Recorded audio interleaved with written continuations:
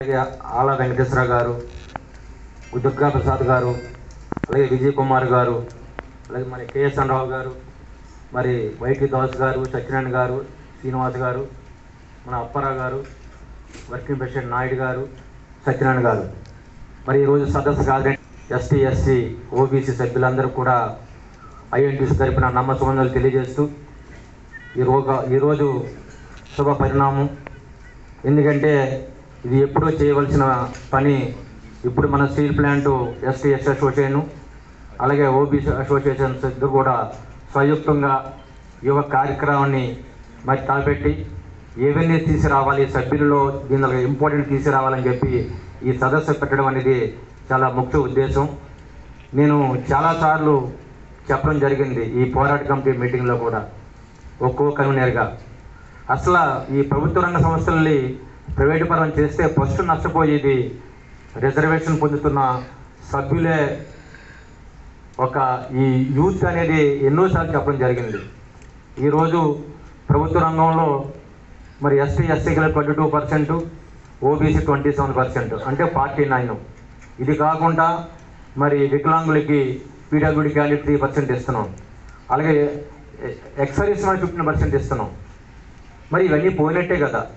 మరి ఎవరు పోరాడాలి? ఈ ప్రభుత్వ రంగ సంస్థలు ప్రైవేటు పరం చేస్తే పోరాడవలసిన నష్టపోయేది ఫస్ట్ ఎవరు? ఓన్లీ ఈ ఓబీసీ సభ్యులు, ఎస్ఎస్సీ సభ్యులు అనే సంగతి మనందరూ తెలుసున్నా సరే మరి దేశవ్యాప్తంగా ఈరోజు ఈ యొక్క మోడీ ప్రభుత్వం మొత్తం దేశంలో ఉన్న ప్రభుత్వ సంస్థలు కూడా అమ్మేస్తామంటే పార్లమెంట్లో ఉన్న మరి ఎస్టీ ఎస్సీ ఎంపీలు కానీ ఓబీసీ ఎంపీలు కానీ నిలదీగిపోవడం అనేది దురదృష్టకరం. అది చాలా బాధాకరం. అక్కడ ఎవరైతే పార్లమెంట్లో మరి 540 చిల్లర ఉన్న ఈ 43 ఉన్న మరి ఈ పార్లమెంట్లో మరి లోక్సభలో మరి ఎందుకు ఎస్టీ ఎస్సీ సభ్యులు ఎంతమంది ఉన్నారు, ఓబీసీ అని తెలుసు మనకి, ఎందుకు నిలదీయట్లేదని చెప్పి మనం, ఎందుకంటే చట్టాలు చేసేది అదే, ఈ యొక్క చట్టాలు చేసేది పార్లమెంట్ కాబట్టి అక్కడే మనం పట్టుకుంటే ఈ యొక్క ప్రైవేటీకరణ అనేది ఆగేది. ఈరోజు మనం అందరం కలిపి ఈరోజు అన్ని యూనియన్లు కలిపి ఒక పోరాట కమిటీగా ఏర్పడ్డాం.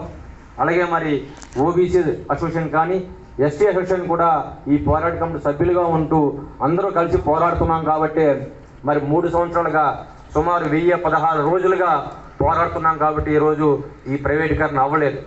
ఇంకా చేస్తామంటున్నారు, ప్రైవేటీకరణ చేస్తాం, ముందుకెళ్తామంటున్నారు, లేదా మూసేస్తామంటున్నారు. మూసేయడానికి లేకపోతే దానికి అమ్మేయడానికి ఇది ఎన్డీఏ సొత్తు కాదు, అది బీజేపీ సొత్తు కాదు.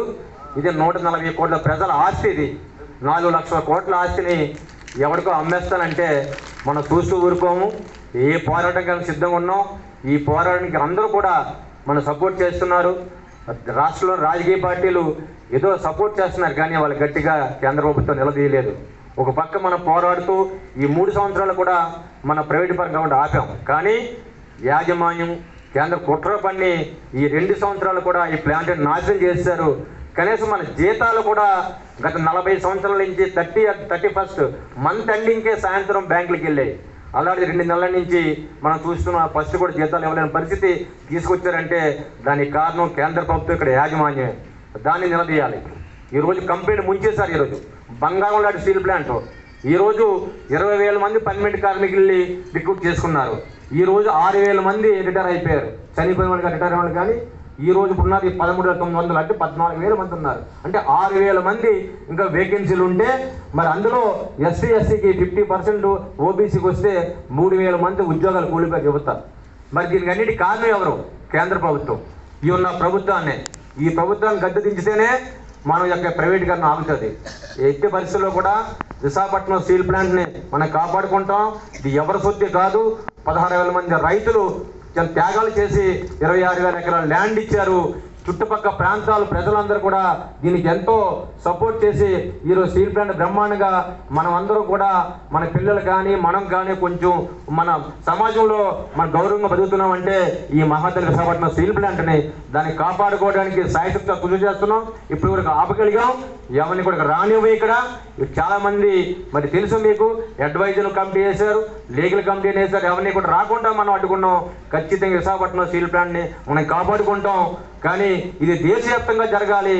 అది జరగాలంటే ఇలాంటి సదస్సులు ఈరోజు మిమ్మల్ని అభినందిస్తున్నాను. ఎస్టీ అసోసియేషన్ వాళ్ళని, ఓబీ అసోసియేషన్ వాళ్ళని మీరు ఎలా చాలా ఒక ముందుకు అడిగేసి ఒక సదస్సు పెట్టి మరి వక్తలకు తీసుకొచ్చి ఏంటంటే దీని తలక ఇంపార్టెన్స్ ఏంటంటే మనం మన ఎదురేసి వచ్చినప్పుడే, సభ్యుల్లో అన్ని తెలిసినప్పుడే ఈ ఉద్యమం అనేది ముందుకు వెళ్తుంది. మనం ఈ అనుకున్న గత పోరాట కమిటీ మీటింగ్లో కూడా నిన్న మాట్లాడాం. ఈ 4 నెలల్లోనే అంటే ఎన్నికలు వస్తున్నాయి మేలో, అంటే మార్చి కల్లా నోటిఫికేషన్ వస్తుంది. ఈ 4 నెలల్లో మరి కేంద్ర ప్రభుత్వం అనౌన్స్మెంట్ చేయాలి, విశాఖపట్నం స్టీల్ ప్లాంట్ ప్రభుత్వ రంగంలో కొనసాగిస్తామని చెప్పి అనౌన్స్ చేయాలని చెప్పి డిమాండ్ పెట్టాం. అలాగే దీన్ని ఫైనాన్షియల్ రీసెర్చింగ్ చేయాలని డిమాండ్ పెట్టాం. దీన్ని మైండ్స్ కేటాయించాలనుకుంటే డిమాండ్ పెట్టాం. ఈ 3 చేయలేకపోతే నువ్వు సెయిల్లో అన్నా మీరు చేసేమని చెప్పి మనం పోరాట కమిటీ ఈరోజు డిమాండ్ పెట్టి రేపు పార్లమెంట్కి ఈరోజు 4వ తారీఖు తర్వాత ఢిల్లీ మరి ఈ పోరాట కమిటీ బయలుదేరి వెళ్తుంది.